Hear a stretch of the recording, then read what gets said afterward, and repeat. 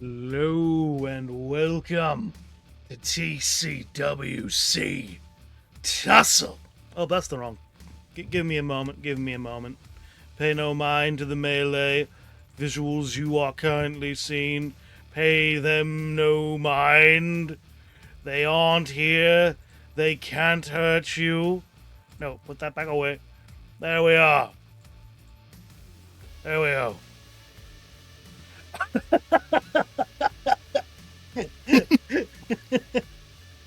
We're fine. What a wonderful way to start. It's the Dim special. There we go.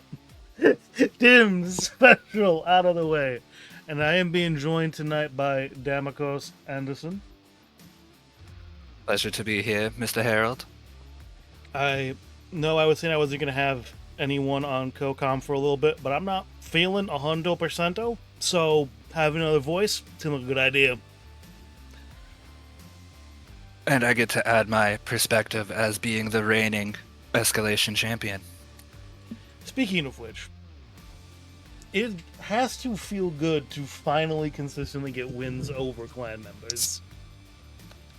It is very nice. They were a very large thorn in not only mine, but the entirety of Villain Club's side.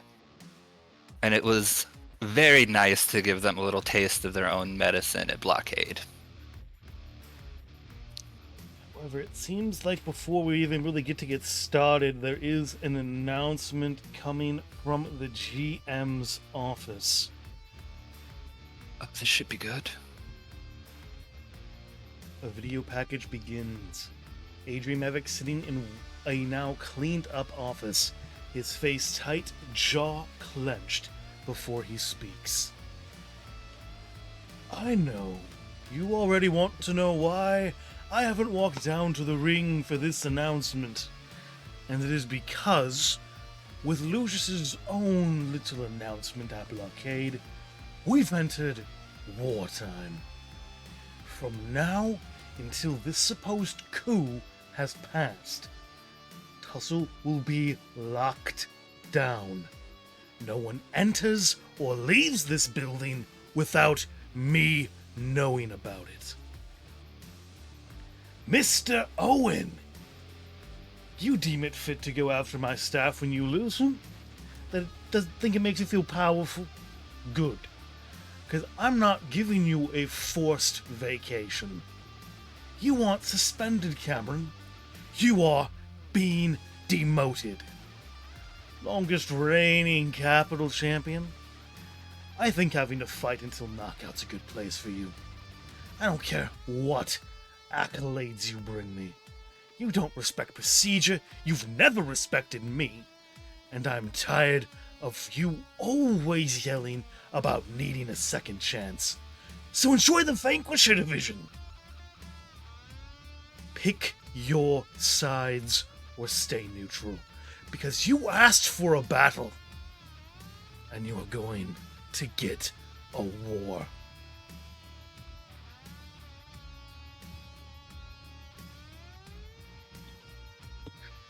Very strong statement by our esteemed general manager. More general than manager, it seems, at the moment. For certain, with his talks of war, I can't say he's exactly been worthy of the respect he demands with his decision making at times, but he is in a position of power, so. Yeah, can't completely disagree with you, but. And if I face punishment for my comments tonight, then so be it. It just kind of proves my point. But this is not me taking a side. The Villain Club has no dog in this fight. I think that is the wise take to have in this situation. As, at least in my opinion, this is just a battle between Lucius's old rivalry with Adrian. And they just want to blow it out of proportion. I don't think there's anything else going on here. I don't disagree with that. Lucius is very much a headstrong individual, and so is our general manager. And I know a thing or two about being headstrong. Headstrong feels like a light way to describe Lucius. I have to watch what I say, given my association with the Graves family. Yeah, fair enough, fair enough.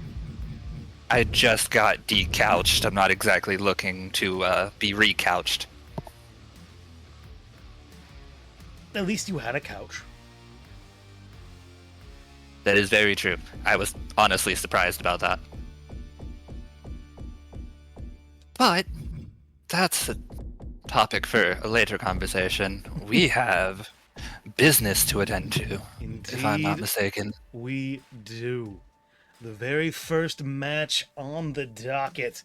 Few announcements coming out of either of them, giving time for Adrian's little spiel, is going to be Eric Elkins of the Old Gods taking on Lucas Amorin of Chaos for the Capital Championship after Lucas Amorin won his rematch last week at Blockade.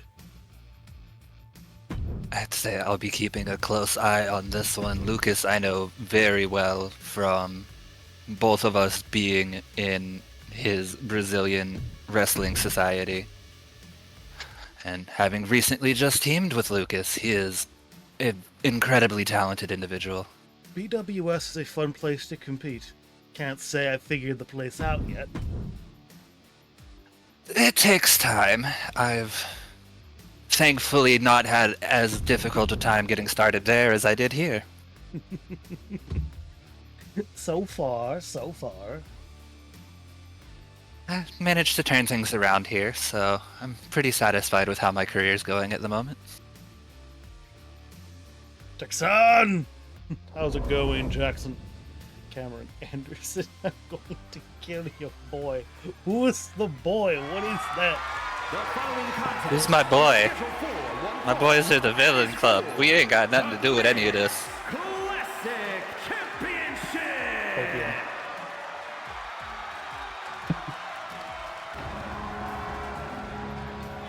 You just took a drink and you almost made me spit it out.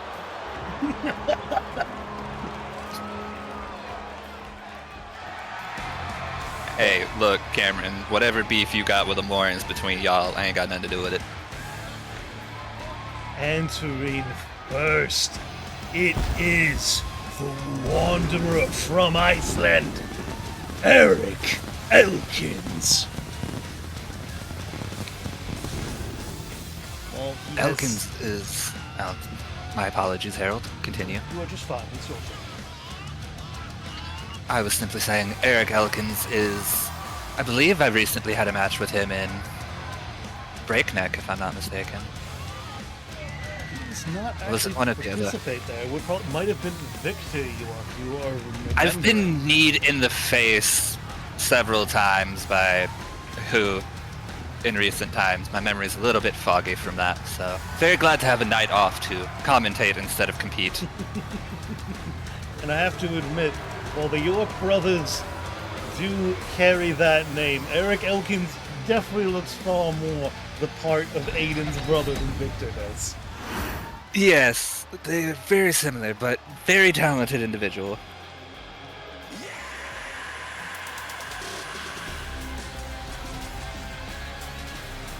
However, entering next, it is your currently reigning Capital Champion. And we actually got a belt to load in. Yes! No more games, just business from Jackson. No more jokes. No more games, just business. I'm not sure I believe you, Jackson.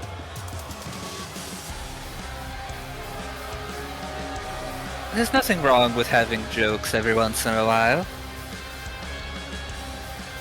There's nothing wrong with the jokes.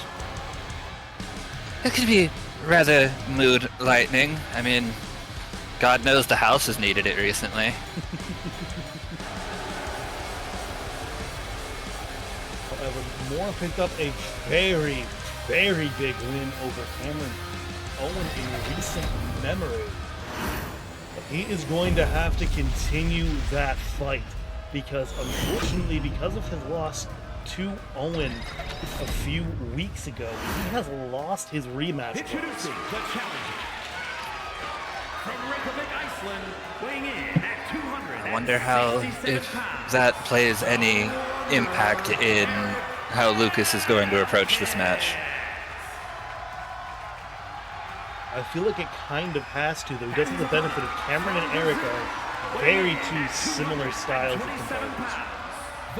That is very true. Not much game plan change has to be done.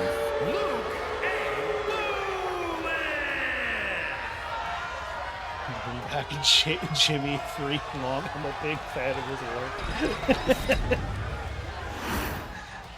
work. Maybe he shouldn't have pissed off Wolfric. Free the Bayou.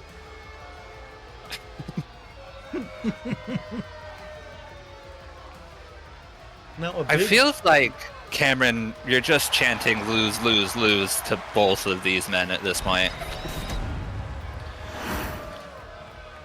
Unless you're saying you'd rather face Elkins than you would Amorin again.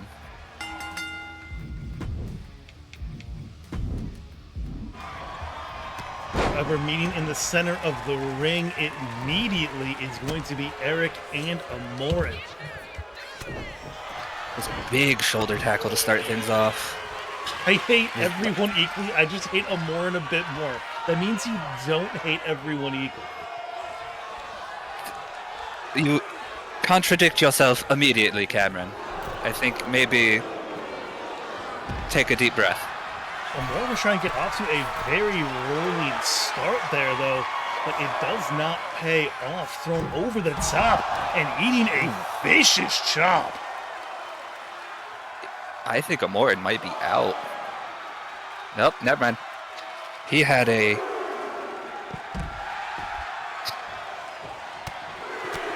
Why they kind of just chilled there for a moment, sizing each other up on the outside of the ring as we head up to a 5 of 15.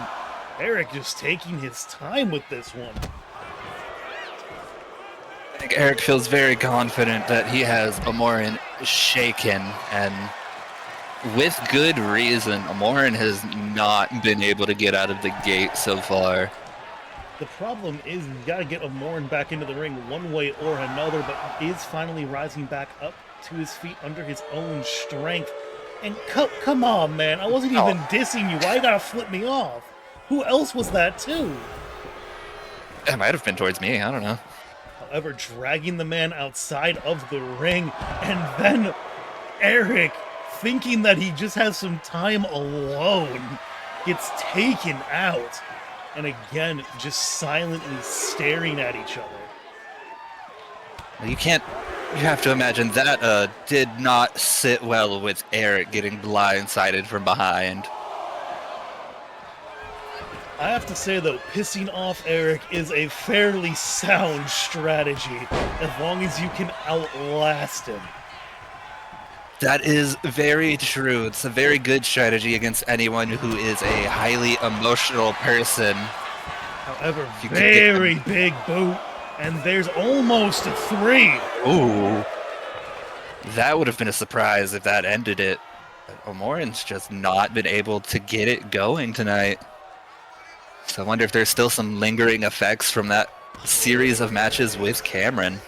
Either that or maybe something happened in BWF, but he's walked straight into the waiting arms of Elkin, and a broken eagle is his reward. There's 1. There's 2. Oh! Amorin's a tough son of a bitch. That corner of the ring is very uncomfortable to land on. Still, though, if things had ended that suddenly, I would have been in shock. I would have as well. Eric's looking surprisingly calm throughout this match. I'm kind of surprised and a little bit horrified by this kind of calm approach from the Wanderer. Wonder if Urena got into his head, maybe. Big leg drop. Is it gonna be enough? It was close before. Oh. He may be shaken, but is he stirred? Nice little inverted DDT, but here's a roll up out of Amorin. Ooh, nice roll up. Hopefully he can make something out of it, and there's a nice stunner. Big top rope springboard moonsault. What does he have in mind now? Actually calling Eric back up to his feet. Elkins has attempted to rise up, and there's a nice spear. Despite Amorin having moved out of the cruiserweight division, he has kept a lot of that explosivity and high-flying strategy. Oh, walking the ropes, drop kick. Elkins almost recovered there. That was a risky move. However, punted out to ringside. Amorin back on all cylinders, and Eric needs to refine that fire he came in with. Because otherwise, Amorin's going to get control of this very quickly. Even if he is currently on the defensive. I think I have to tell you that walking the ropes is no easy task. And Amorin did that with ease, but he is not looking great now. Oh, big brain chop. However, the blood seems to have just got him rolling more. Finds a quick counter on that and just chucks Eric across ringside. Some people, when you make them see blood, it is the worst thing you can do, but another big bicycle kick by Eric. Elkins not even looking towards Amorin for a significant amount of time there. He knows he has to get this man into the ring if he wants this bout, right? Or is he just trying to force Amorin to use up his energy, just trying to get back inside? I think he might have been forcing Amorin to use what reserves he has left, but... However, not. It's rocket kick. He's got that back up to his feet. And now, nice dragon screw, not giving up the hold either. A lot of pressure onto the leg of Elkins. That does not feel good. Uh-oh. Lined up, another rocket kick. And we have got a 1, we've got 2, and no. Oh. So close. But no cigar. But immediately lining up a round 3, but it does not land.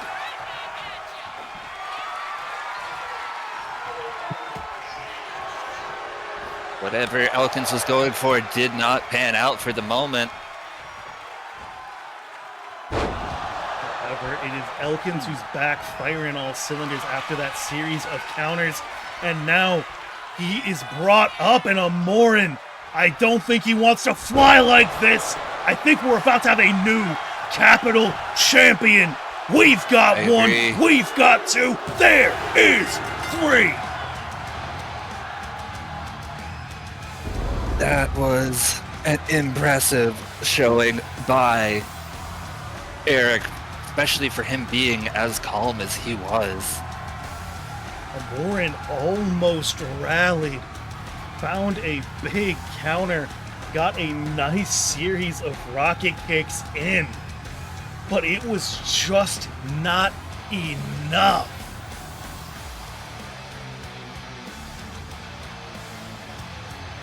And Eric Elkins picks up his first championship since the beginning of broadcasting. It's always nice to see an original get that little bit of shine on broadcast now.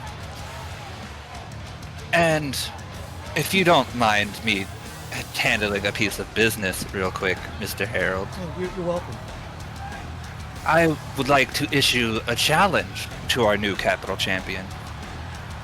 I would like to issue a champion versus champion challenge for next week right here on Tussle. Are you insane? The escalation champion versus the capital champion. No titles, Are you pure saying? bragging rights. Are you saying? That's debatable. But You I just want saw the what happened best. to Amor, right? Yes. And I've beat the best the Cruiserweight division has to offer twice in Who. Much like Amorin said a few weeks ago, I don't want the same opponent week after week. I want something new. I want the best. And right now on Tussle, that's this man. You see a sign there saying, "Don't fade." I have to say that is my suggestion to you if this man accepts that challenge. Do not fade. We'll see what happens. Hopefully he is as excited for the challenge as I am. But it wouldn't be a good look for him to turn down the challenge, now would it? I don't think Eric is one to say no to someone challenging him, so I think you'll definitely be getting your match. Good.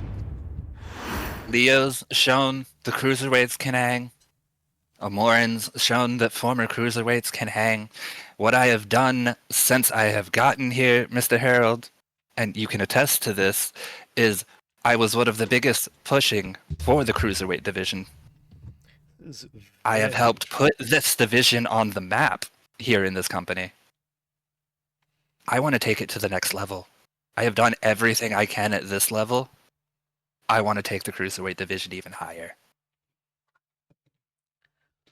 I respect that, even if I will never be in a weight class to compete in that division. And by the way, hello Gwyn, hello Siblet, hello Moon. Welcome. Hello, Gwen. However, next after that, in my opinion, kind of surprising turn of events, I don't disagree with that. we're going to be headed over to the Revolution division as people are beginning to compete for the participation in that next gauntlet. Trying to push his way up is going to be the recently debuted Emerson Barrett, taking on a former Revolution champion who has been a bit down on his luck as of late in Xander Wright.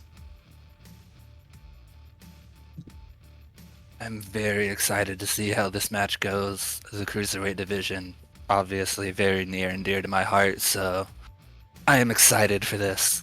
And Xander, if I'm not mistaken, is the one that ended my Revolution championship reign. I believe you are correct.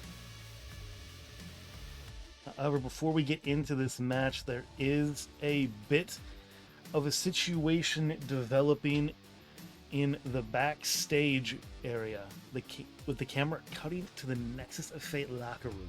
The sounds of yelling already echoing into the hall. As the camera pans into the room, Olivia, Roxy, and Haley are standing in a triangle. Olivia's boring holes into Haley. Haley's doing the same to Roxy. Haley, look at me. Stop looking at her. She has nothing to do with why you left me in the ring against the clan.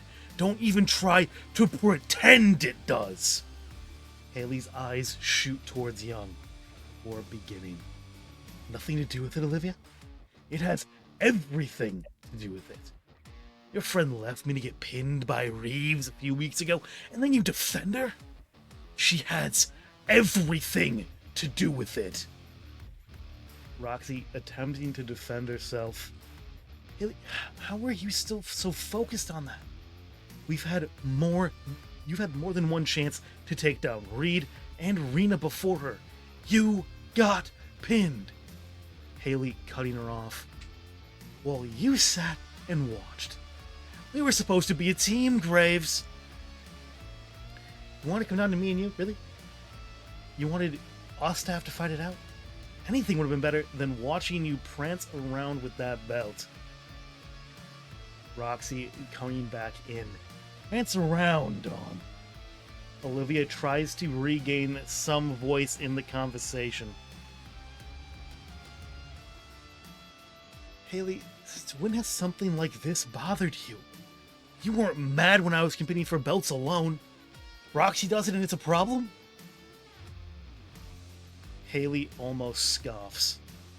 Little Roxy here spent all of last year whimpering for a win. And then she suddenly leaves me to rot. You never abandoned me, Olivia, until you defended her. Roxy, very frustrated, cuts in. Haley, she didn't abandon you. You're the one forgetting what we are all here for. So fine. You think getting me as far as a fluke? I'll give you a shot at the title tonight. But when you get knocked out, don't you dare try to fall back into our arms still acting like this. Oh, dear God. And there also are a few people who have shown support or discontent with Adrian's announcement. Alex Nitro having to say this with, I for one, Mr. Maverick, will absolutely be signing with Team Tussle. I would have either way, but I am especially, since Lucia's leading the charge for the coup. You can rely on me for anything in this war. But first we need to figure out who we're up against. I can guarantee they have more members than we know about. And Cameron Owen having his own words on the situation. Go ahead, you wasp of piece of shit. Put me in the Vanquisher division. Protect your paper, champion. Because outside of these walls, you have no control. And you know you can't stop me physically. So after I finally take down a Morin, maybe I'll pay your friend Marcus a visit. Now, for those unaware, Marcus is referencing Marcus Landon, someone who officially made their retirement a few days ago.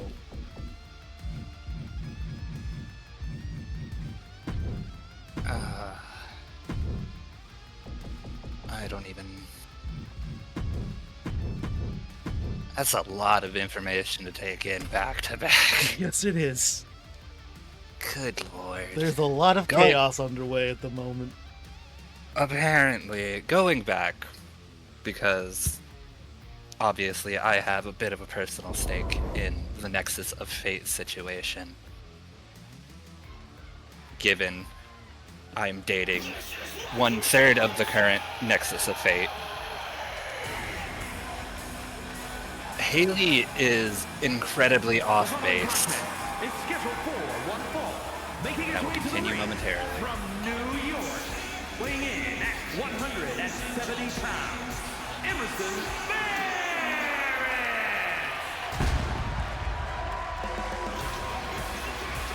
Okay.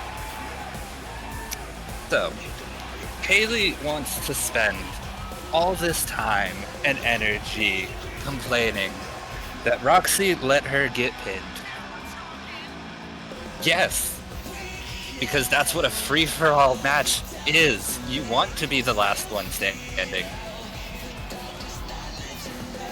Roxy did what almost anybody else would do in that situation, and for Dawn to be that pissed off about it is ridiculous, to the point that she's letting it affect not only her tag team partnership, but her real-life partnership is asinine to me. I wouldn't say that Dawn is known for reliable decision making. However, to bring things back into this match, I can personally attest to Emerson Barrett's skill in the ring.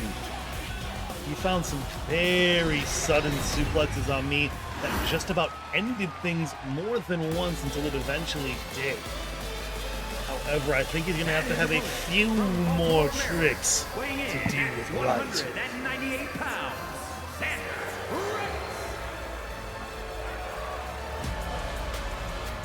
Xander is definitely a different beast than you are, Mr. Harold. But I will take your word on Emerson. I was a little distracted during his match with you, given everything that's been happening as of late. So this will be exciting to see for the first time. However, will Emerson be able to overcome a former champion on his path to a potential spot in that goal? I mean, to be fair, he has already beaten a former champion. An inaugural champion. True. However, I know you don't like to toot your own horn, but credit where credit is due. credit where credit is due. Big kicks immediately dropping Emerson. Emerson back up on his feet, but cannot completely avoid that clothesline. I don't know, I think that might have actually been worse the way he just took it than the intended way. That was across the cheekbone. Yeah, if he had honestly taken that along the shoulders, that may have been less painful. However, fighting back there a was little bit. nothing to stop that follow-up forearm that came after, but a big frog splash. We got a 1, but only a 1. Early pin attempts have been a very big thing here in TCWC, but Barrett, a little bit overconfident, and is rewarded with a big chop across his chest. Managed to get out of the way of Xander's charge, but that overconfidence will get you every single time. By the way, Captain, I'm sorry for not answering your question. This is why I didn't answer it.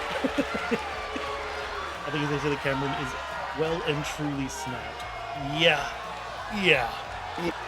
Yeah, a little bit. Clean break into a big right hand by Xander. However, Emerson trying to get control of a little bit of a grapple. However, very quickly things go in the way of the more experienced right. This is what I love about the cruiserweight division is everybody refuses to be one-dimensional. I think it's honestly one of the big things that has made the division as kind of surprising as it has been, especially in how the gauntlets have played out, is almost nobody is relying solely on grounded offense or flying to get through anyone. There's people who submit people like Drew Malenko and Khalil Aiden. There's more high flyers like Xander, and there's people who are more grapple focused like the likes of Barrett, but it is not their sole strategies for any of them ever. Big powerbomb. We've only got a 1.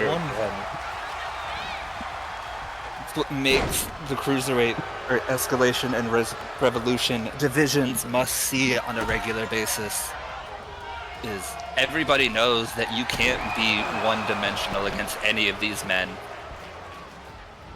Brutal leg drop guillotine there. Barrett fighting back. He's actually calling for Xander to step back up. Right, trying to do so, but not dazed. Returning the favor now. Barrett back up on his feet. and popping straight over the whole quick exchange of counters. And at the very end of it, it is Wright currently in control and lines up a nice Cyclone Bomb, but he cannot take advantage of it.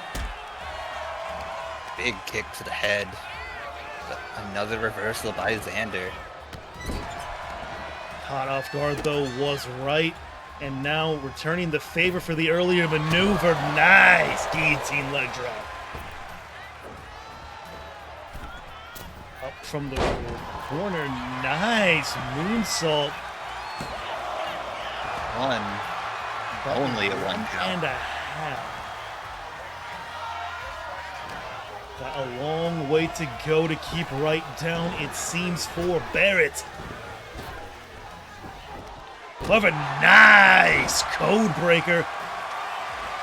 Xander's got blood on his face. Yep, and shooting star from halfway across the ring.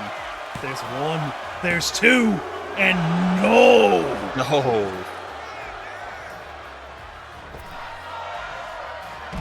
Right, what are you made out of? He is a tough SOB. I can attest to that personally. He's not a champion of the Revolution division for nothing. However, he just took a bad little roll. That did not look pleasant. Morrison giving him some space to get back up. However, perhaps a mistake. Ooh, Michinoku driver. Right now returning the favor. Nice little clothesline found by Xander. Both of them back up on their feet. And neither one of them showing a whole lot of desire to get back into things. However, back into the ring they do finally go. However, reversed on the Irish whip. Xander, the one in control of this momentum, finds a nice drop kick. AI is definitely malfunctioning a bit. I was gonna sell it as a sign of respect between the two, but yeah, no, the AI is just being 2K. I definitely was going for either sign of respect or very mass frustration from both of them, but not in the aggressive kind. Just like, God dang it, just get away from me. That's fair. Ooh, nice little kick. Almost a recoil knee there. However, lining it up, there is a nice 450 elbow. Has the right call been made? It has. That was a very, very good contest between these two. Xander continues to impress every time he's in the ring, and for me finally being able to give Emerson my full attention, he certainly impressed in this match as well.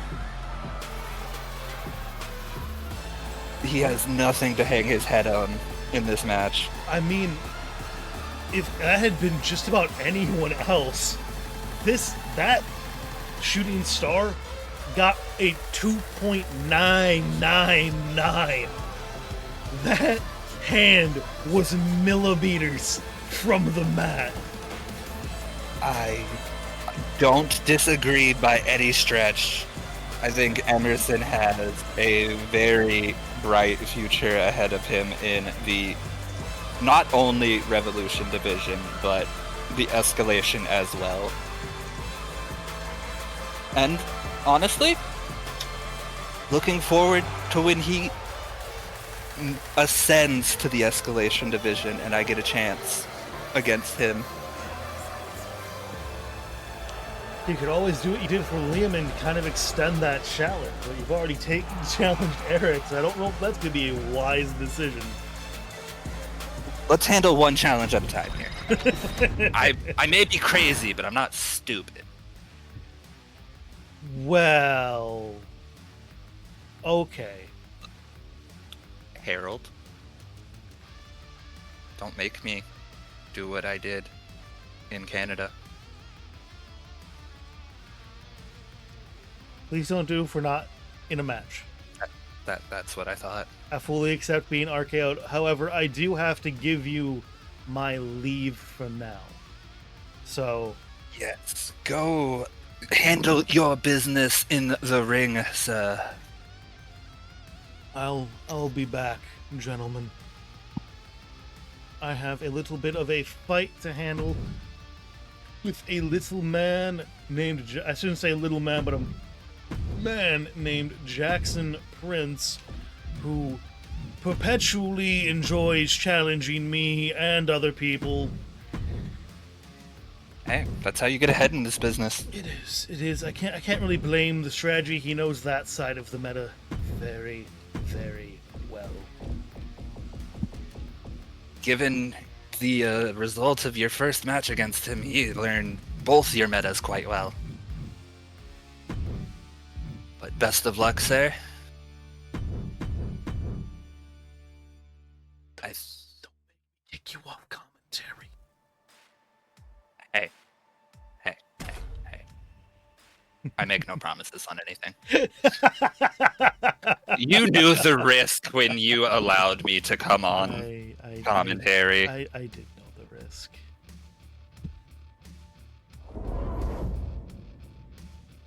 Very polarizing person as of late, if you don't remember.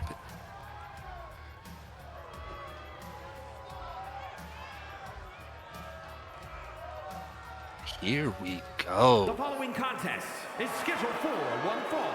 Making his way to the ring from Las Vegas, Nevada, weighing in at 215 pounds, the Narcissist, Jackson Prince. I will say, the narcissist fits Jackson so well. Like, I realize I call myself the Dangerous Prince, but even I don't come out with a throne. So, the ego on somebody like that is impressive. But, with the amount of success he has had so far, can't fault him for having the ego.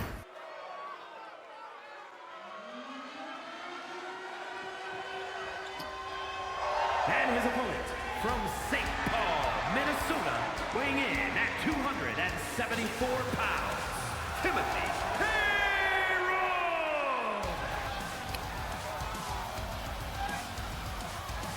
And here is the boss man himself, Mr.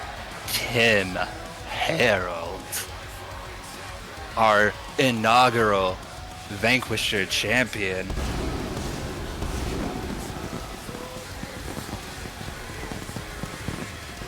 I've also seen this man compete not only here in the circuit, but over in the Brazilian scene as well.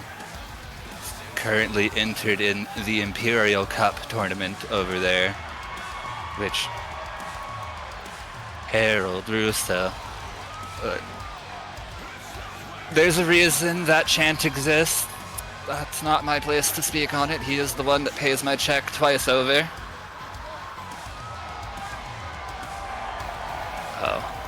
I will do my best to remain unbiased as possible, but money talks, unfortunately.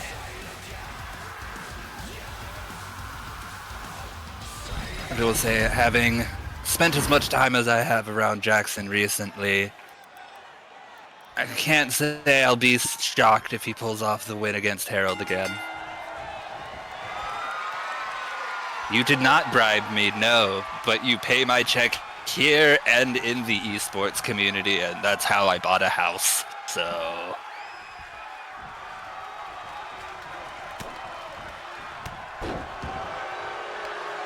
Jackson on the offense immediately, big forearm to the jaw of Harold. I don't think he's going to have a very fun time coming back to commentary, especially after that knee strike right to the mush. Jackson calling him to his feet. Big double axe handle. But Harold manages to kick him off. Can he... big boy senton. Just not able to stay on the offense, eating yet another knee.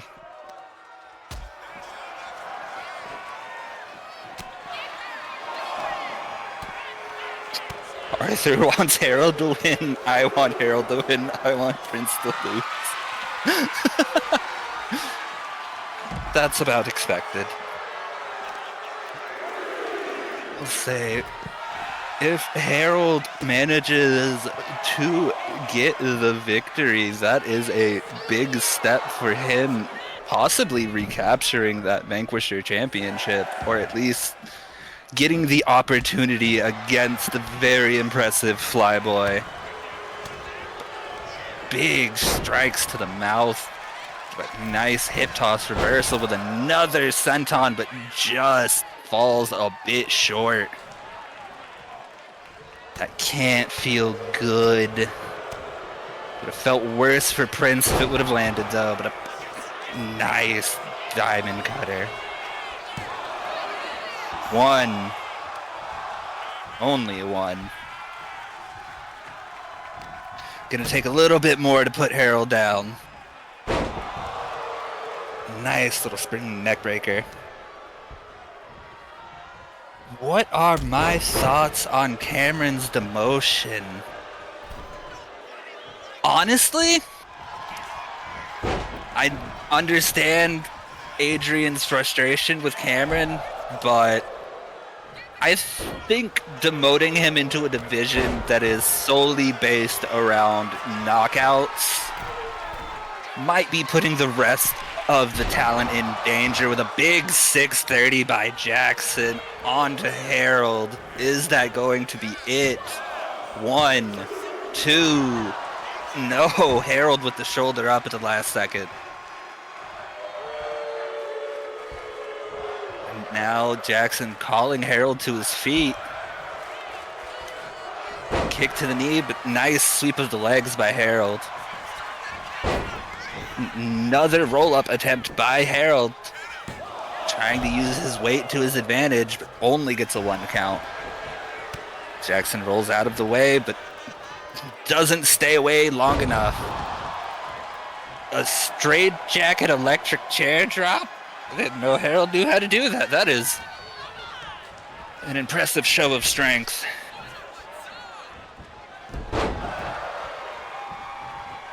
I will say I did notice the aftermath went unnoticed, but a nice little submission by Harold, but Jackson fights his way out on Omoran's part. Firo got Not the northern blubber, no. Jackson getting fired up, looking to drop Harold yet again. Uh-oh. Vertebreaker. 1, 2, 3. Night, Mr. Harold.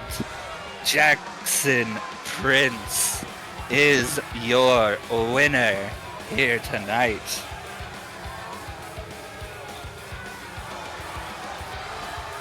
Harold put up a good fight, but just was not enough in the end. You have to think that missed senton took a little bit out of him, and that big 630. The fact Harold survived that is impressive in and of itself.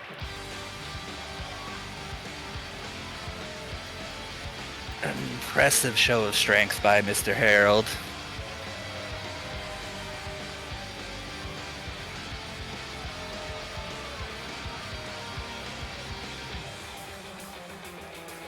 I think you're in trouble, Harold. I think you may be in trouble.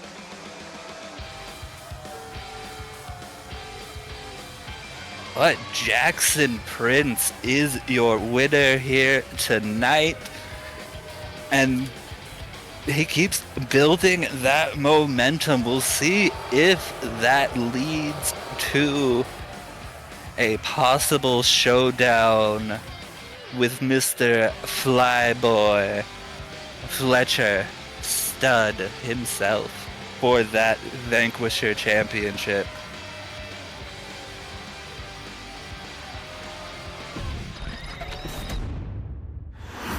How you feeling, buddy?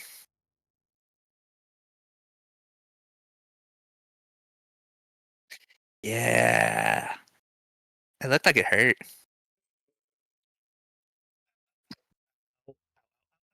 Ow.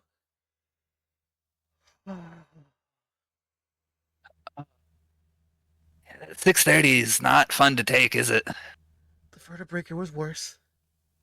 Oh, I could imagine. Thankfully, I haven't taken too many of those in my career. You're still gonna be the main guy, okay? I had a feeling.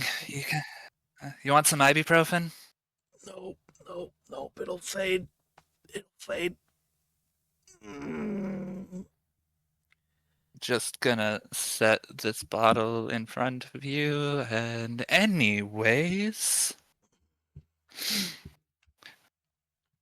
Very good showing, sir, but business must continue. Business must continue, and I think there's something going on backstage. No.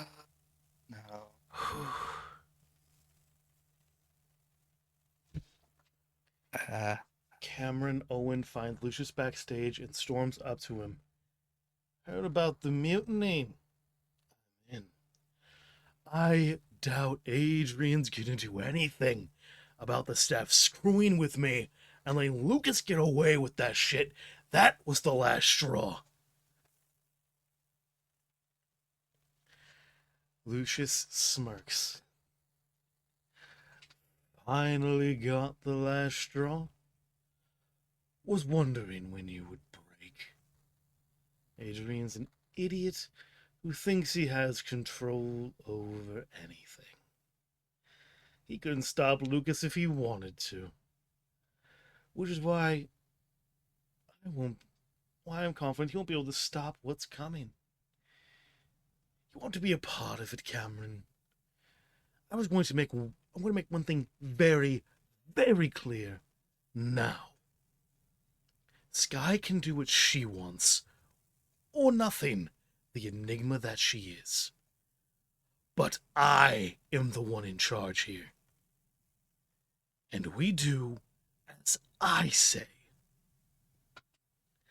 Long as you, and then Cameron responding, long as you help me get my hands on that rat Lucas, I'll be whatever you need me to be. Monster, wrecking ball, I don't care. Lucius grins and offers his hand.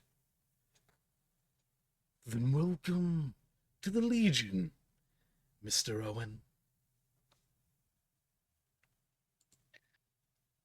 That is a dangerous get for Mr. Lucius and his Legion, as he likes to call them.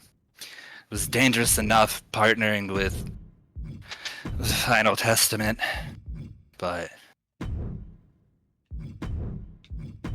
that's the wrong arena. There you go. But I don't want to talk about it. Yeah. That's the best summary of that one. That hurt a lot. I'm a little bit more back. But Yeah, not a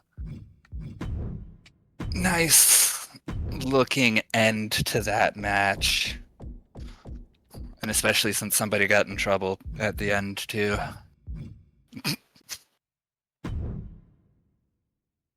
I think it's that one. You're not... It's fine. I'll fix that Damn. after we get back in. I already committed. Okay.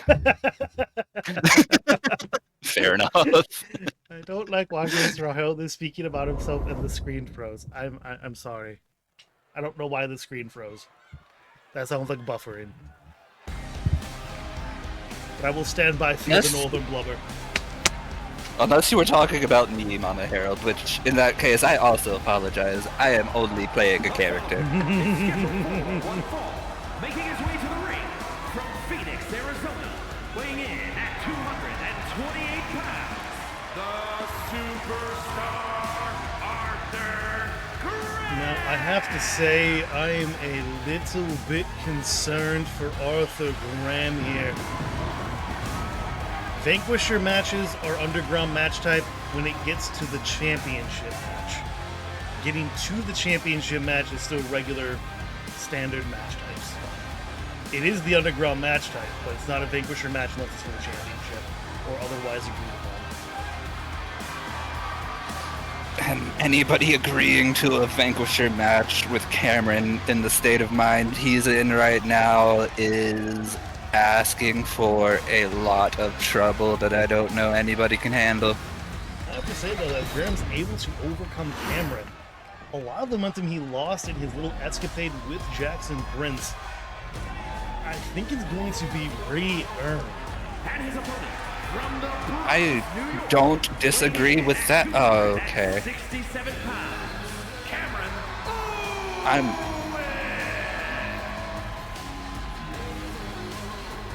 It is a shirt choice for certain. But that is all I am going to say about that. I am not an active competitor here tonight. I am here to enjoy the show. I respect him for his confident display of I don't like rules, but I prefer the rules personally. I have a love-hate relationship with the rules. I know. Hey, I've never taken it that far. If we ignore what happened a couple weeks ago. Yeah, you've never gone that far. Never in a match. No, because the ring is sacred. Anderson, you like the rules when you can take advantage of them. Absolutely. It's the fun part about growing up in the business. You learn a lot of ins and outs about how to bend the rules in your favor. But the fact that Arthur Graham is willing to continuously tie up with Cameron says he is either foolish or the bravest man in the building right now. Two things can be true. However, now in a pin attempt by Cameron, Graham kicking out at just after a 1. You wish to see my glorious face has returned to you. I won't see the face regardless. Ooh. However, Cameron actually chucked out of the ring by Graham. Arthur got more strength in that form than I expected. I say that the man got thick arms. I was just saying, that man is built. Ooh. Who's built a little bit stronger, him or Vincente? Oh, that's... I don't know. That's a good one. Mischievous Damicos. Dangerous Prince for a reason, baby. Dangerous Prince for a reason. Cameron back up to the top rope, actually calling for Graham to rise, and Arthur doing his best to match it, but there's a big shoulder tackle straight into that pin attempt. We've got a 1, but only gonna be that 1. Someone who wrestled Cameron very early in both of our tenures here in the circuit, very early in broadcast. That man launching himself at you feels like getting hit by a truck. It is not a pleasant experience by any means. And with his extra pent-up aggression at the moment, I can't imagine that is any gentler. Over. Crap, I forget the name of that one. That's not the concussion drop. I forgot the name of the... Oh, but it's Capital enough! punishment? Is that capital punishment? No, that's the shoulder breaker. Ah, that's the shock drop. Yeah, you're right. However, the Canadian rack DDT, enough to silence Graham. Devastator DDT indeed. That is a very fitting name for that move. And Graham did his absolute best, but I think this is where Adrian made the mistake. Is he's just giving this man Here is your winner, the opportunity to cause as much pain and violence as he wishes. The flip side of that is maybe it is a sign of respect to Stud that he thinks that Stud can keep beating Owen.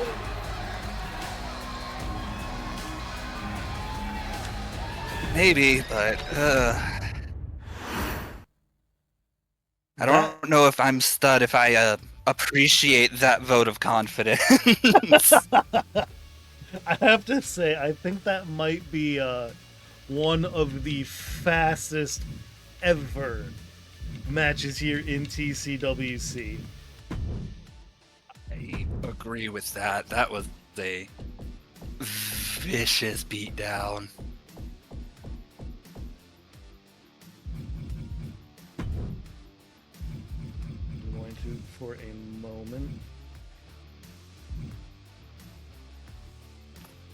That's not right.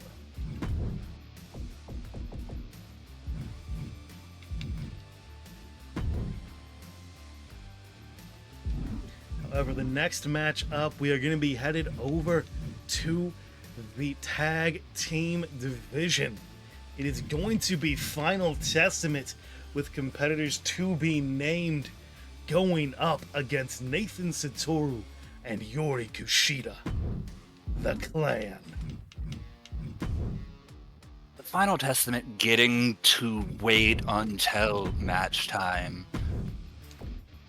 to name their competitors is, you have to think, a massive boon in their favor most times, because there's so many different styles in that group that it's hard to prepare for any of them, let alone all of them at once. It's an Especially advantage given that what were you going to say? I said, especially given the little amount of time we're given before or when cards are announced to showtime. It's not a lot of prep time. Now, something I would be curious to see is whether or not other teams start to be, well, they're adjust to take advantage of the rule themselves. That we might see some teams get inflated in number to try and do the same. It sounds like a thing the clan would do, if I'm going to be completely honest, after my dealings with them. Something they've done in the past, too, especially back in the days of not too long ago, when it was Amaya Sakamoto coming in as an equalizer for the clan in many, many matches. It's a little nice seeing the clan get a taste of their own medicine handed back to them on a regular basis, but that's just me. However, the team has been announced, and it is going to be Callista Grace and Lilith Matsumoto. In fealty of the God Emperor, our undying Lord, and by the grace of the Golden Throne, I hereby sign the death warrant of an entire world. Two ominous Consign figures a standing million behind them. souls to oblivion. Thank you, Sky, for your input. You're welcome, dear.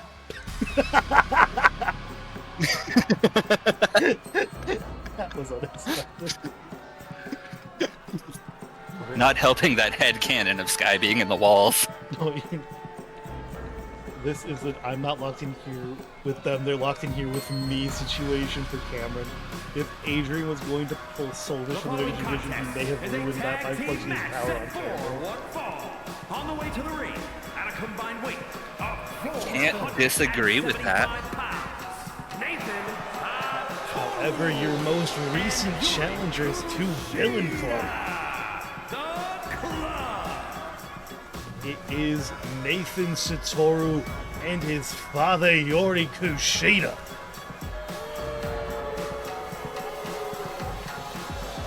And you have to imagine the clan is less than happy with how Blockade turned out for them, especially with the surprise debut of the First Lady of Villain Club, Miss Sin. I can't imagine Sin's involvement has made them happy.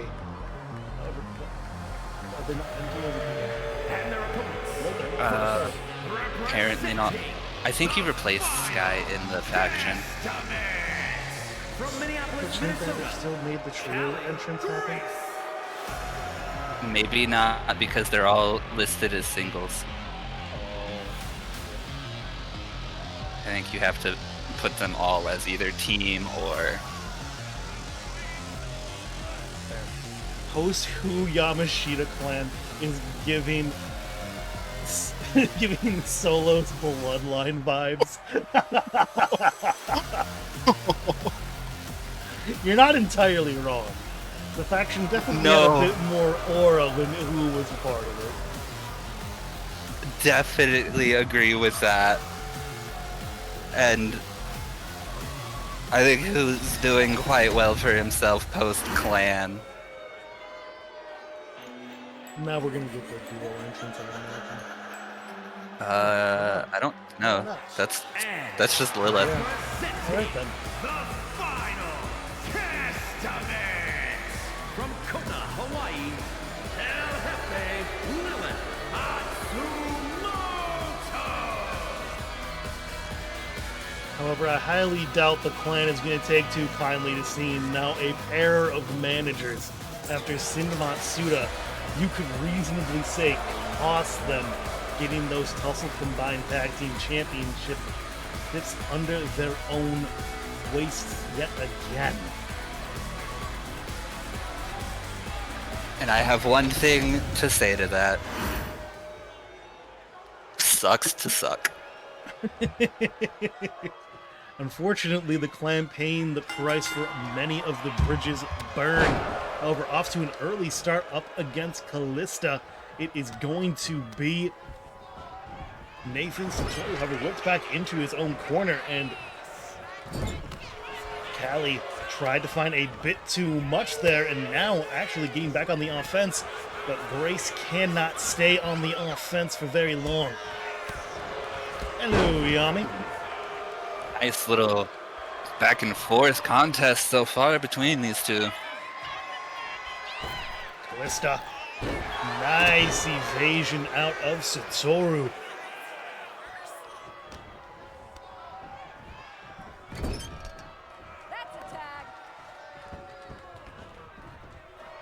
Big punch to the gut. Kushida, you're gonna need to stay in control of things for the moment. Bite me, pal.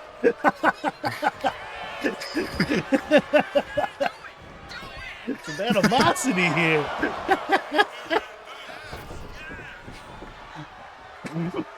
Oh no. Excuse me. I wonder if Callista taking the offense from the clan may cause a certain Wisconsinite to make an appearance on Tussle. I have to admit, the fact that Ralph and Kelly consistently have competed on opposing brands from each other is a very interesting little development. That is a nice springboard drop kick by Callista, but an ambitious maneuver, to say the least. I challenge you to a fight. It's already happened. I knew it was coming. However, finally coming in for the final testament is going to be Lilith of a big clothesline out of Satoru. Punch from Callista, though. Fortunately, not enough to disrupt him. Ooh, big elbow drops.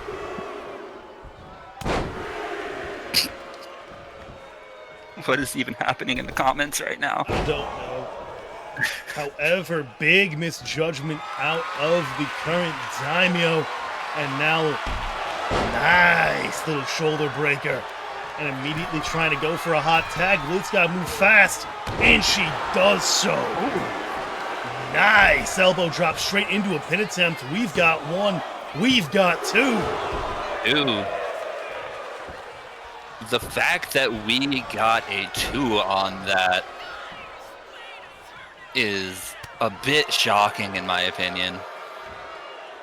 That said, I'm not sure that I would think that Callie was too far away from giving up 2 counts herself. Relative to the match, Satoru and Grace had been there for quite a long time. However, opening space for the hot tag, it is Sky. And there's a nice Hurricanrana out of the former member of High Voltage. And a big kick to the back of Kushida. That manager's curse biting the clan yet again, possibly paying for previous sins. Do I make a Jimmy Long call? Well, what's Bayou Rules? Oh my god. What's Bayou Rules? Are we just going back to Brawler's Paradise? Is that what we're doing? That's not for a while, though. I don't know, we're getting a teaser of it now, so No, nice dragon screw into the pin. Only getting about a 1.5 on the pin. Big chop, but a response out of Yuri. Neither one of them really getting control, though. Nice little other Hurricanrana out of Callista. Grace actually calling for Kushida to rise up, but doesn't even give him time to. Immediately tries to go for an elbow drop, and Kushida found a timely counter. Callista Calling Callista to her feet. Went for a kick, but she just stood there and let that happen. Not the smartest strategy, but it's certainly a strategy. I wonder if she had lost balance a little bit on that back step. But it was relatively quick that the next maneuver came out of Kushida. That could very well be it. Oh, Bio Rules is just, Murder. yeah, I was gonna say it's just Dutch killing the crime boss in, Saint Denis. I can't remember the guy's name. However, set up and framed is Callista. Lilith in to break up that pin relatively quickly. And Sky and Rena both stepping in to get the attention of Kushida. But Grace needs to get back up to her feet soon. He is out. Oh, but a big reversal by Grace. And another good little Hurricanrana. Getting him back up to his feet. Immediately just taking him back down. Going up from the top rope. Imploding 450. We've got one. One. By the interference of the Daimyo, it stays at one. And wisely, Callista brings her back in. Big kick to the gut. Thank you, Toadstool. I couldn't remember Angelo Bronte's name. Thank you. Ooh, big strike. Nice chops out of Lilith. And Kushida brought down with that nice forearm. Looking for a pin attempt. I think this is a little ambitious. I don't know, getting a 2 count on it. Maybe exhaustion. That is exactly what I was about to say, is force him to use that bit of energy reserve to kick out. However, now he's finding a counter. And nice, no, counter found by Lilith. And a double A spine buster, if I recall correctly. However, I think this movement might have been a waste of time, and indeed it was. I think there was a little extra on that spine buster. Oh. Big mistake made. Kill driver. There's one. There's two. 2. Oh, almost a 3. Out of his own will? How the hell?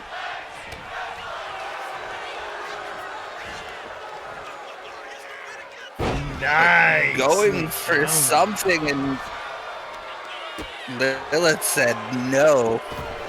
However, Callista, playing a little bit loose with the rules, finds a nice little stun gun, and now it is Satoru on the bad end of things.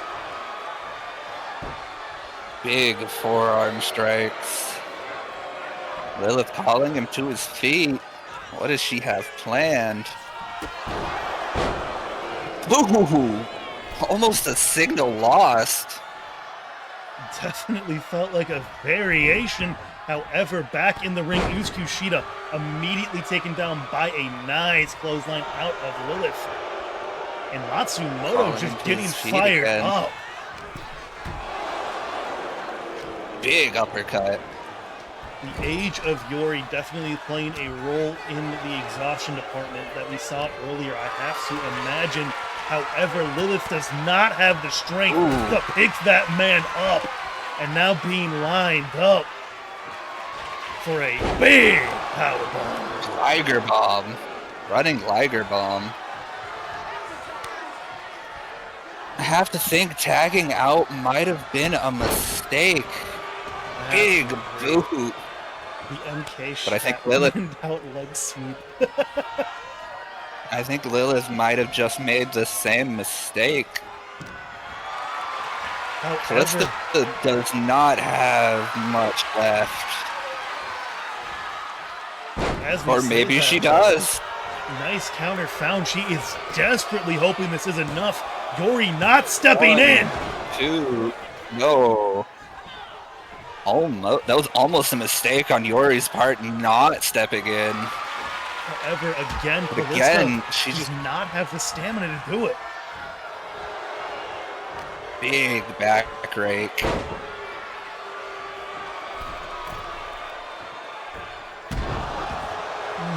Ooh, but a nice dodge by Callista.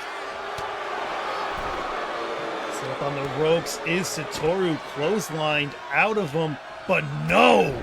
Nice little shoulder tackle to get him some much needed space. And now with a roll up on Callista, is this it? There's one, there's two. 1, 2. No, not quite.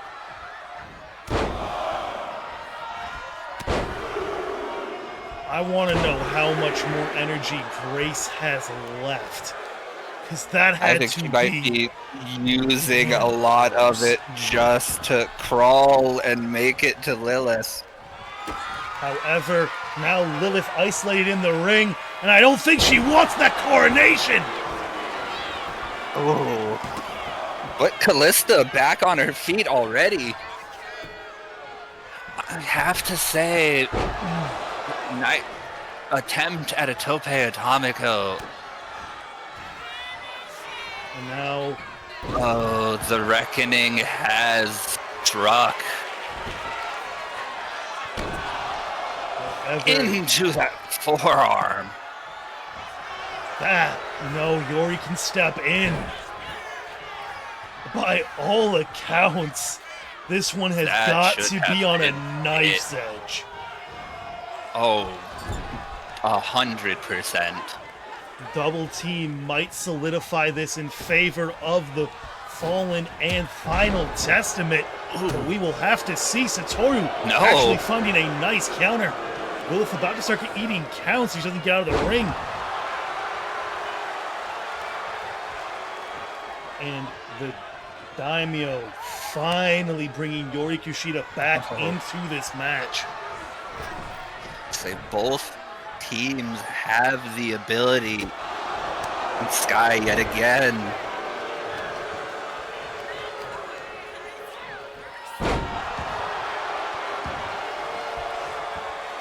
But you have to think, even with Satoru being on the smaller end, this size differential is just too much for the Final Testament. Had a date at the docks for midnight. That might be it. If it wasn't Lilith. for Lilith. Yori, what have you done? Oh my god. And we all know he likes to set this up from the wrong corner. But Lilith misses that punch. But Satoru misses the kick. The calling card has not landed. However, Callista's still on the bad end of things, lined up, and a nice little slam down there. But she rolls out of the ring, bringing Kushida back in.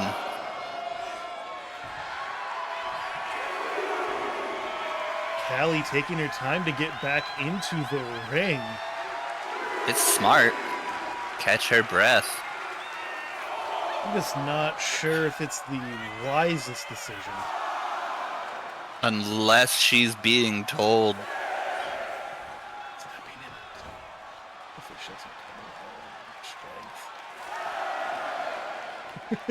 Callista? Callista?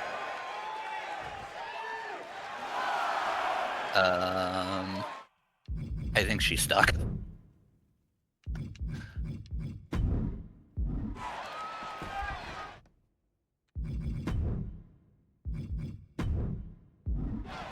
This guy's got the attention of Yori and a nice combination of strikes, but she cannot maintain momentum. Big power bomb. But Yori again, bringing Satoru back into this. I mean, Kushida's very confident in his adopted son, but holy hell, my God. he is. This man is running on worse than fumes, and he's rolled out on either side of the Fallen and Final Testament. Ooh. They're fighting over who gets to throw him back in. Matsumoto cannot. Big elbow misses. That was one of the funniest moments I've seen in TCWC. Who gets to bring him in?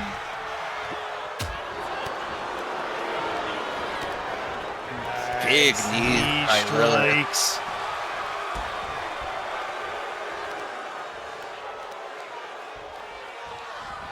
Off the ropes. Nice neck breaker. Nice. Big punches. Over, now been rolled up. This could easily be it. Two. No, Lilith has a bit more. But Satoru could not find the counter that he needed. And there's a nice powerbomb from Lilith. Is this it for Satoru? 1, 2.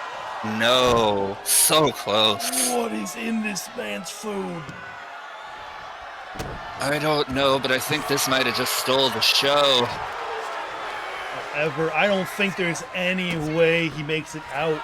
Yori realizes that it was a dire situation, but I don't think there's going to be anything left here. No! Oh. But a nice counter by Lilith. German suplex. Never seen that time before. I love it. She kind of scares me.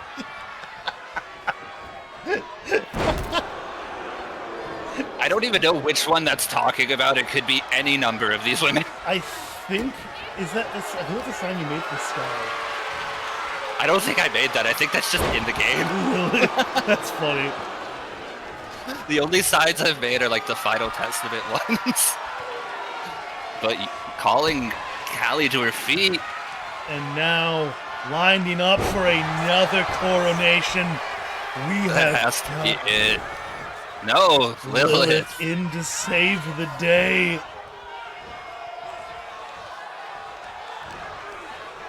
What are Callie's finishes? Because I don't think she's went for a single one this entire match. I believe the 450 is one of them. I don't. There's no way she doesn't have another finish by this point. I don't completely remember off the top of my head, if I'm going to be completely honest, at the moment. Setting up for that kick again. And again on the opposite side of things, but calling card this time has landed. And with everything that's happened, he's not even letting the calling card be the final note. Nope, he wants the coronation for the third time on Callista. There's one, there's two, two. There is three.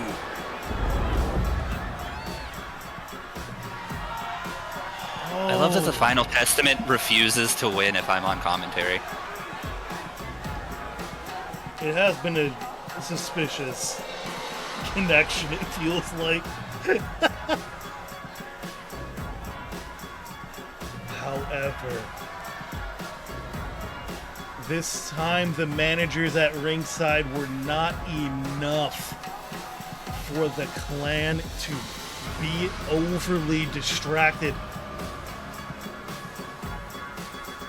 And I have to say, that was an impressive amount of damage that Nathan Satoru managed to take. And Kushida... I agree. Kushida had an impressive amount of confidence in Satoru. Yeah, he stepped in only when he was very confident he was going to tap out.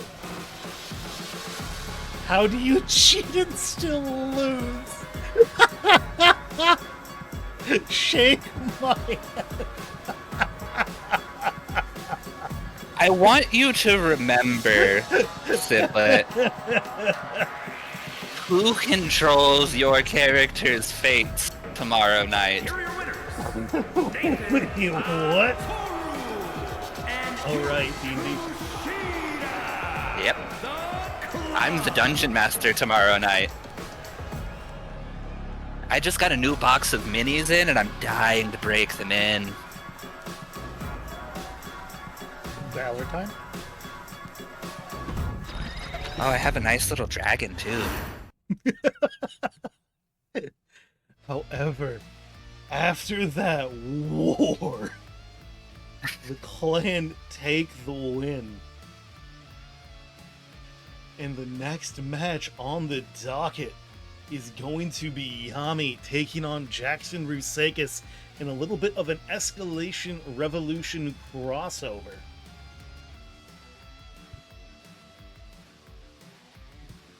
It'd be a very interesting contest. Those are two very different styles.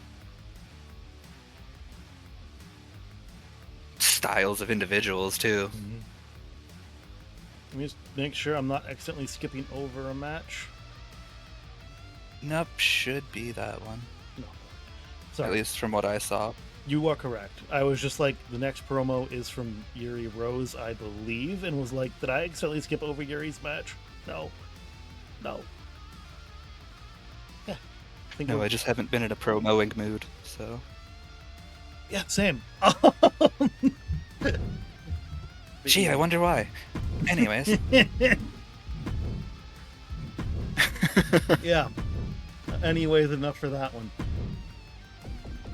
However... I thought there was a couple new tweets though, so There were a couple of tweets that we could run over here. Now, from what I'm aware of, the translation of Strayd's last code has not been revealed just yet.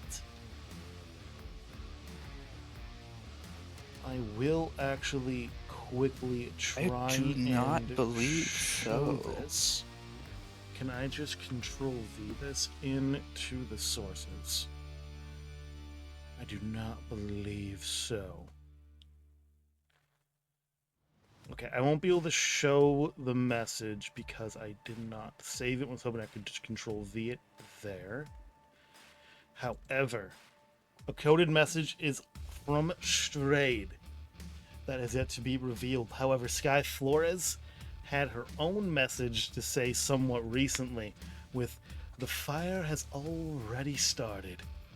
The old world will crumble to ash, and from it, something new will rise, shaped by our hands, breathing with our spirit. Watch closely. Tick tock."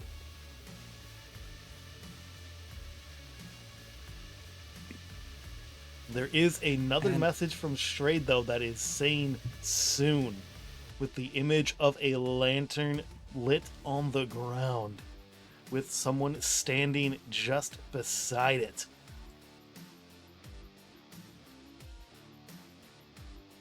And of course we have the ever brash Rena being Rena. Yeah. Stop trying to be mysterious. Nobody cares. You're irrelevant. I work with idiots. Hate Arena. Yeah, that checks out for Rena. However, I have gotten word that my code breakers have actually decoded the message from Strayed. I'm interested. You speak of mutiny, but reject the idea of fighting your oppressors.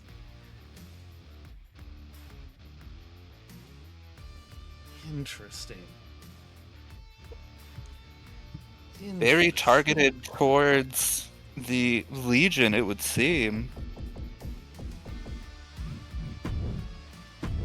Potentially a little bit misguided.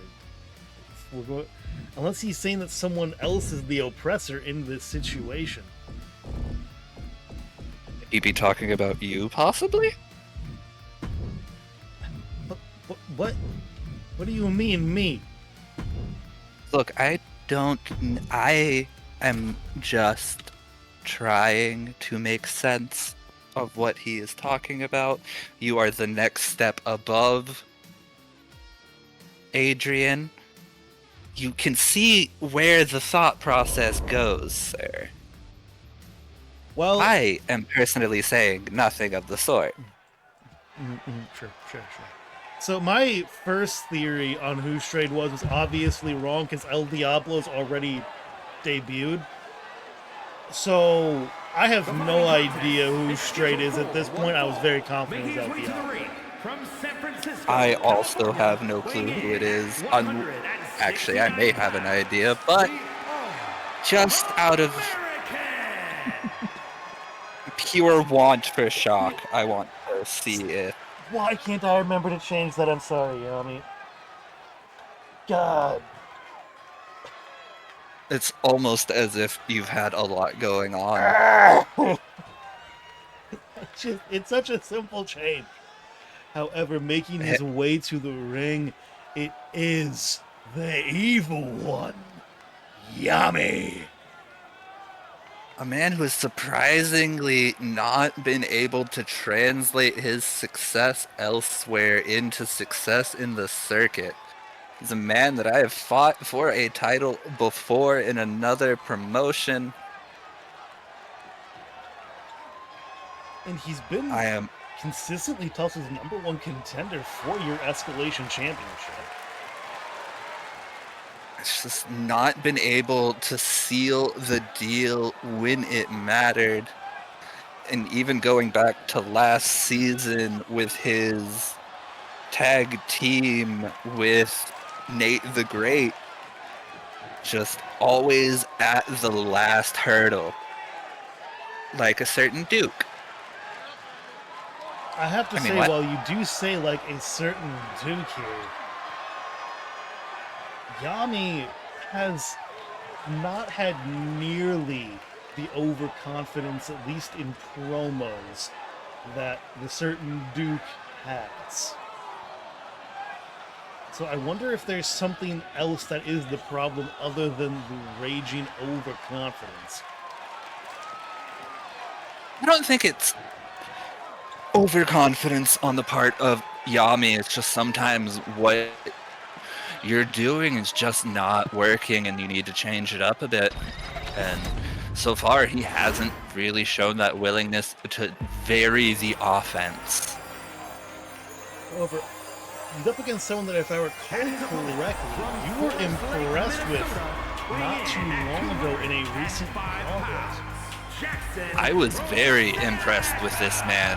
He was one of the early entrants in the Revolution Gauntlet, and to be cliche, that was a star-making performance in my eyes. I was sad I to see that he did not perform as well as he did the time before in the latest one. I am as well. I'm very much hoping that wasn't a flash in the pan situation for Mr. Rusakis, because I would like to see him, much like Bennett earlier in the night, would like to see him in the escalation division. But we need more consistency from Mr. Rusakis, so we'll see if he can provide that here tonight.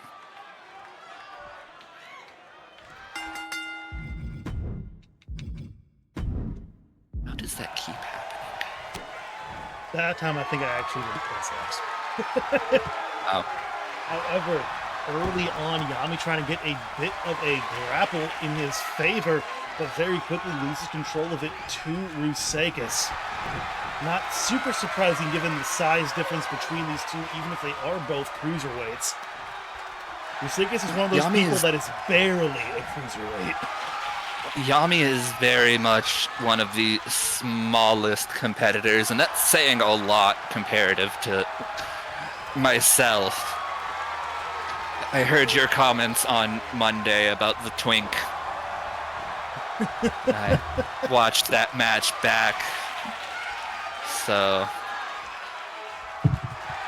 Look, can you blame me? no, I cannot. I just wanted to point out that I had heard those comments, sir.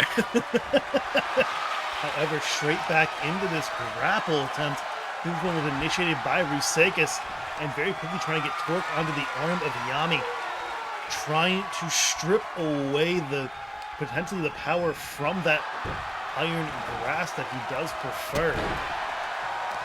It's a very good possibility. It's a smart move. If you can't use the arm, you can't get that extra torque behind the hand. The big splash by Yami. However, I think Rusakis is kind of showing the problem that he has had since coming in to the main roster of TCWC from the Challenger Series.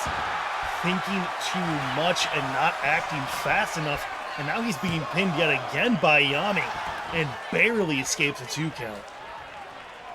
Me mindlessly scrolling Reddit with stream in background. Dabakos the twink. The fuck? That is the danger of tuning out momentarily with me on commentary, because I will say something out of pocket. I think there's some taunting going on by Yami here. Jackson approaches and immediately tossed back into the apron by Yami. Just stalking the man while he is down. However, Being tossed back into the ring by Rusakis, who did recover relatively quickly after that apron shot. However, Yami dodges one punch but cannot do it a second time. And there's a nice flatliner. Off the ropes goes Rusakis, but it was a failed attempt at a moonsault. But Yami thought he had more time than he did. And a nice sit-out powerbomb. Jackson showing the glimpse that he showed in that Revolution Gauntlet. Nice. I will not apologize for saying that. He's not Look, the only one either. Look. It's very well known in not only the eFed community now, but in my D&D group that I make hot boy twink characters, so.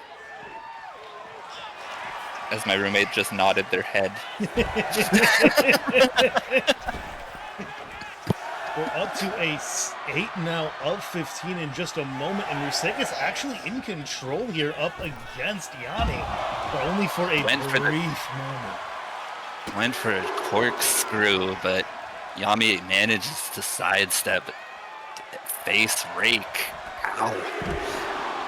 Ooh. Nice. Sister Abigail delivered, though. No.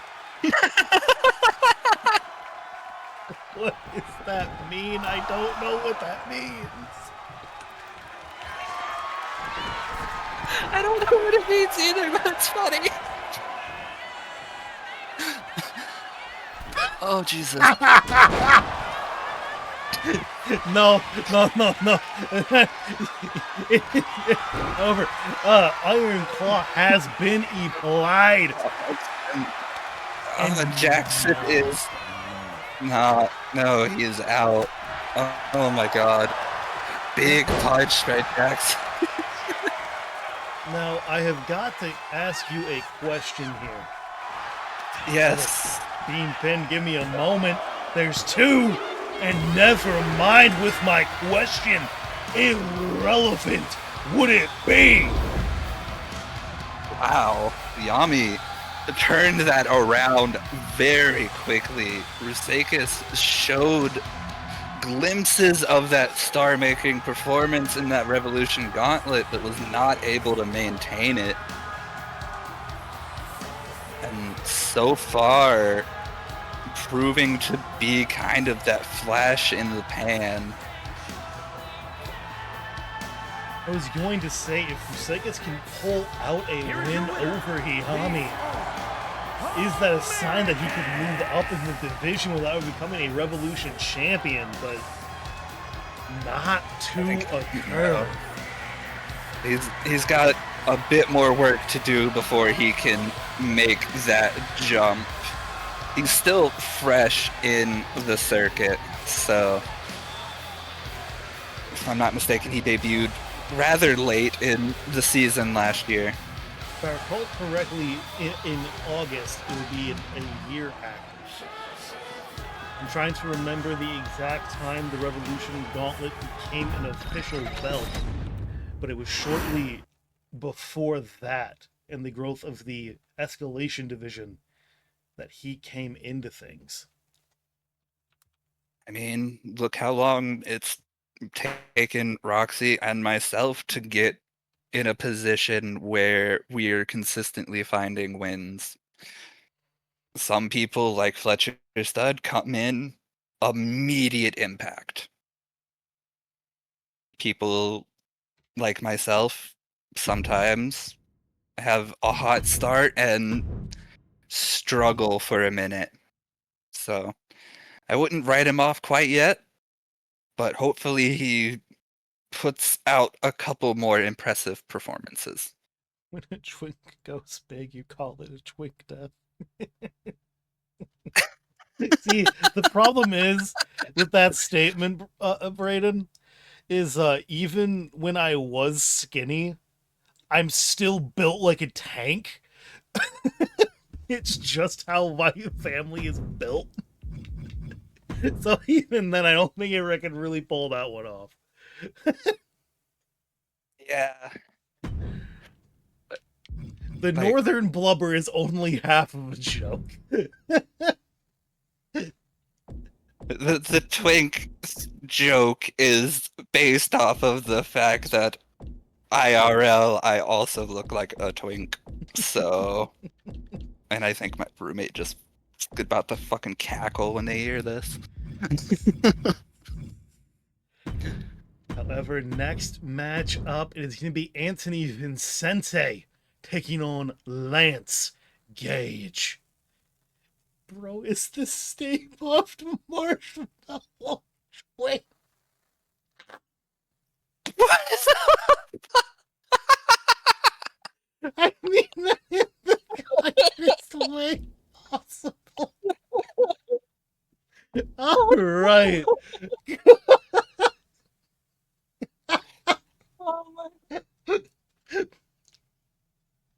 Okay. I mean, goddamn. I think that wins. I think that wins for tonight. I think that wins. Agreed. Oh, I think that might beat my comment on Monday. I'm. No, I think yours. They both win in different ways. I'll put it that way. That's fair. Anyways, is the gauge still broken in TCWC? I always forget that Vincente comes out to this music. It's very upbeat.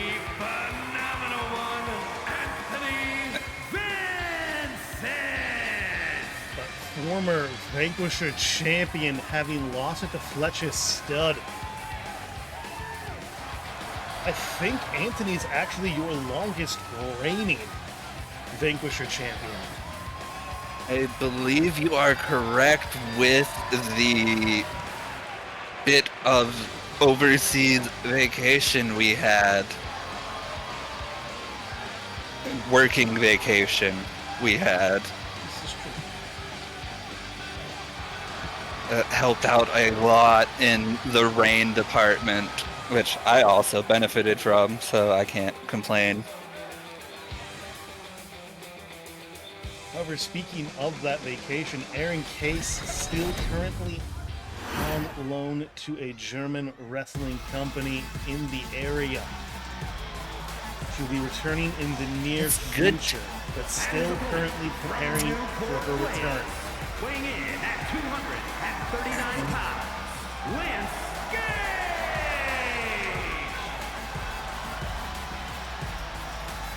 You have to wonder how much Gage's age plays into the struggles he's had recently.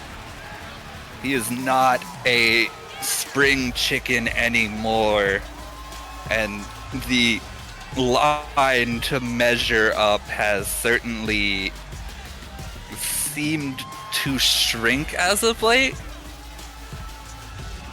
The strangest part about it is that he came out rolling when broadcast began. Immediately was a two-time Skyline champion, but has just failed to find that same momentum since then. But if he can find a win over Vincente, maybe that's going to be the spark he needs, but then he's going to have to make it through Elijah Fink. And then there's Fletcher Stud staring at him from the championships spot. And let's not forget the recent addition to the Vanquisher division. He's got to worry about the people currently ahead of him in the division. Cameron's going to be a problem, but it's only the problem if you actually get the belt, really. Hello, Anthony. Vincente fighting Big kick. back.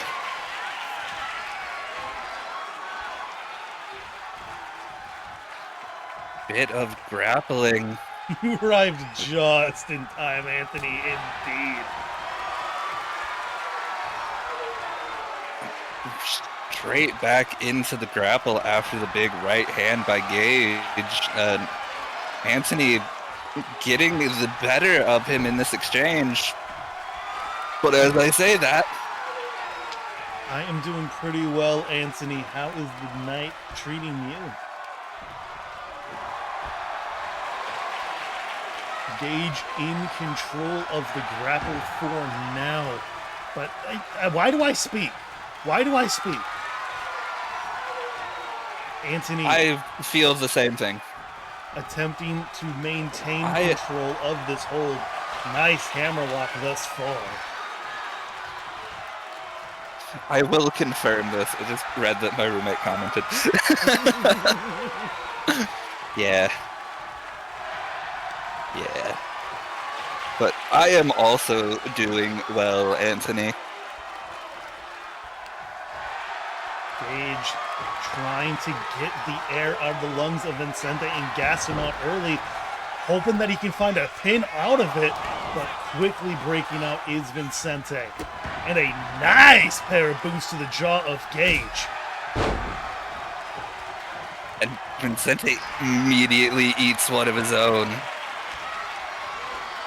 Both of them really just trying to prove Right that they back are into the better grappling. technical wrestler here.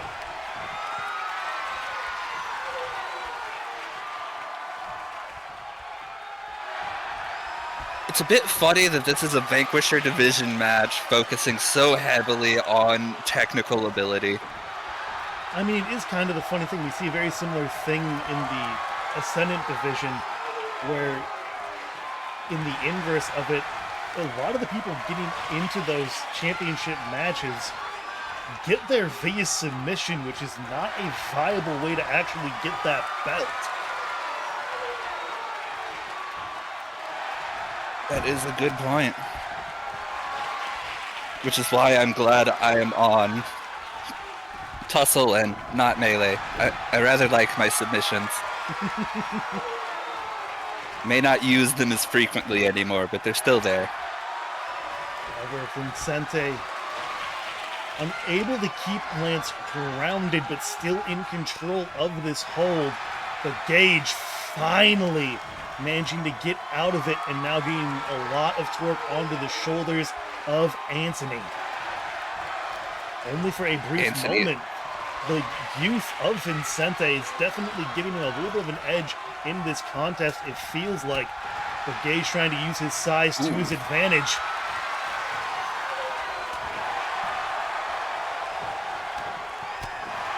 But I think he might have gassed himself out with his repeated attempts earlier at the technical wrestling. He's getting himself caught repeatedly by Vincente, but Anthony returning the favor a little bit.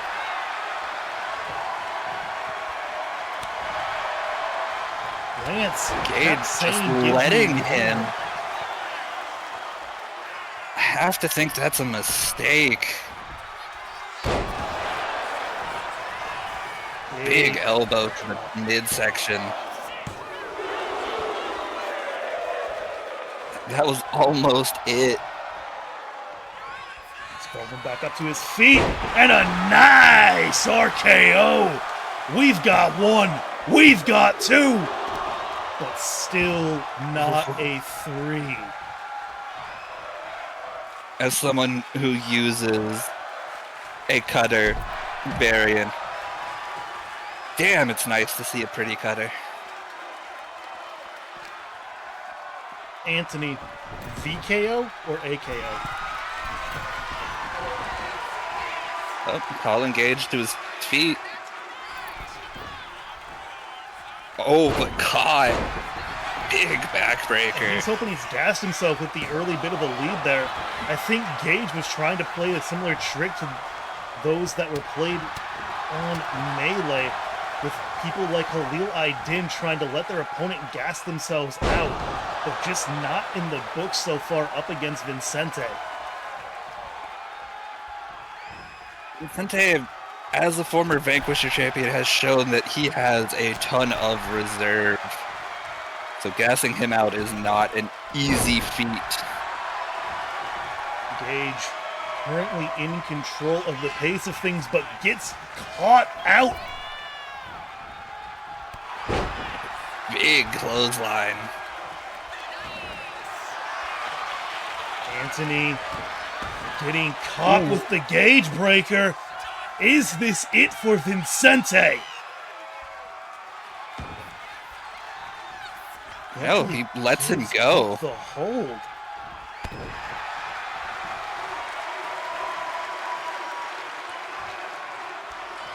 Wants to end it. Got him up. How do you measure up Anthony Vincente? There's two. Ooh, no. So far, measuring up well enough to the gauge. But Lance not done with the onslaught that he has found. Big shoulder tackle. Dragging Vincente back up to his knees. Anthony with a nice roll out there into a very nice elbow. Oh, Anthony calling him to his feet. If everything goes right, I'm sure you're losing too. Joe Sheila and Anthony, the rivalry begins. However, that powerbomb was evaded, but nice suplex. This should be it for Gage. Oh. Only a 1 count.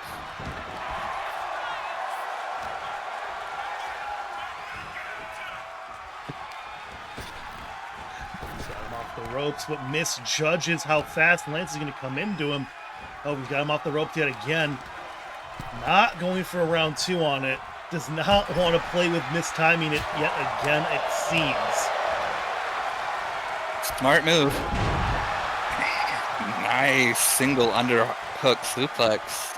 Gage trying to use the ropes to get himself some space. Cannot get the legs up in time. And now, creative way to deliver a suplex out of Anthony. Vincente, can he find the finishing touches here? Another VKO! We have got a 1, we've got 2, and Gage goes out!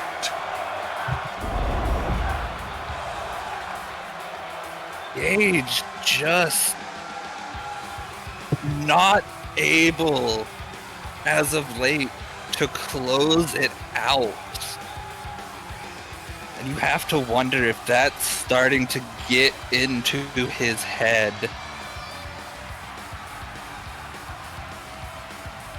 I think it's honestly part of this stubbornness. He's trying to prove himself that he can win without changing his style up. And I just don't think that's going to be the case for Gage. I think the roster and the talent that the circuit has brought in from overseas with Japan, Brazil, Europe, I think the roster's just evolved past what Gage is able to handle currently.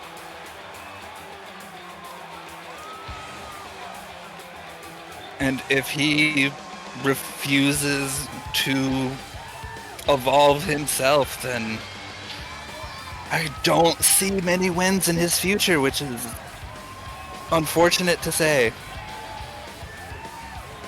But Anthony Vincente with a well-deserved win. And nice for at least half of Chaos to get a win here tonight.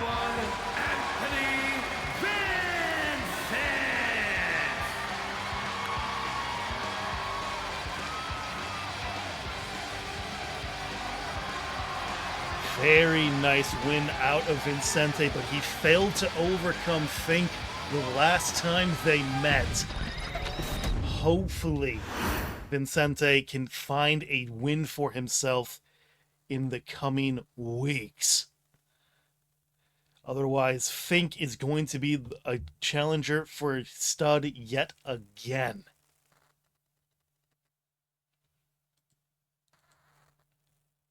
However, our next match on the docket is going to be the return of Grace Walker, going up against the recently debuted and victorious Yuri Rose. Now, I recall both of them had some words to say before this match. And the camera fades in, a spotlight on her backstage, championship glow in her eyes, mic in hand. Yuri rose, saying, "So let's get this straight. I walk into that ring. First match. What do? I break her. Humble her. Leave her crawling like a baby deer on ice. And you thought that was luck? Sweetheart, that was precision. That was artistry." She smirks and flips her hair over one shoulder. Now, they're sending in number 2. Like she's supposed to be the big bad. I'm supposed to be scared of someone who can't even carry the spotlight without tripping over her own ego. Baby girl, you're not my competition. You're my next demo. And guess what?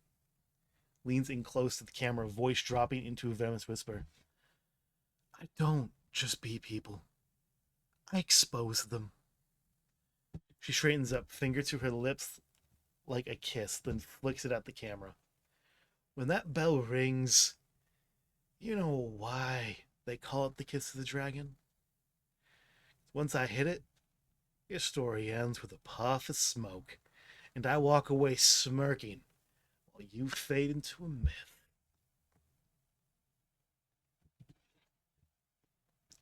Grace Walker, though, with a vignette opening up in a trailer-like video. It shows horses, cowboys riding through the dust, firing guns. Coming soon to TCWC, the long-awaited sequel that everyone has been waiting for, starring Grace Walker. The video shows Grace smashing a chair over a guy's head before brushing her hands off and looking at the camera. With special guest Buster Adams. Video cuts to Buster riding on his horse through the plains. TCWC is proud to present the Western Outlaws, coming to a wrestling ring near you. The video ends with Grace and Buster kissing and riding their separate ways into the sunset. Aw, how sweet.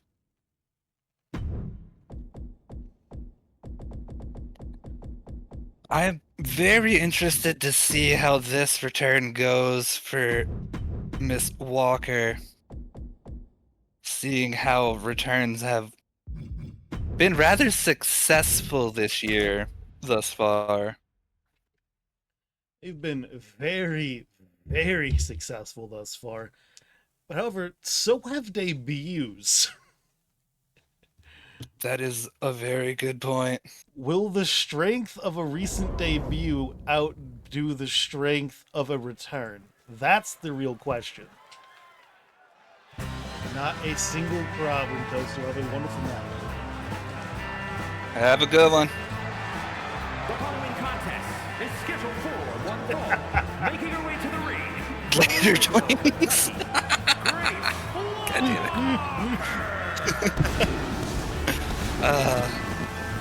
However, a former Vanquisher champion and a former Capital champion in Grace Walker. I just want to point out, I looked at the match card, and in 2 matches, I promised no sort of unbiasedness. I honestly didn't expect you to be that unbiased, Mr. Anderson. What can I say? I'm especially not going to be unbiased towards the person who... A couch. However, I got the rights to the music. from Kyoto, Japan. Yuri the Dragon Rose. In the ring, soaring through the skies. Boots laced tight, ready for the brush.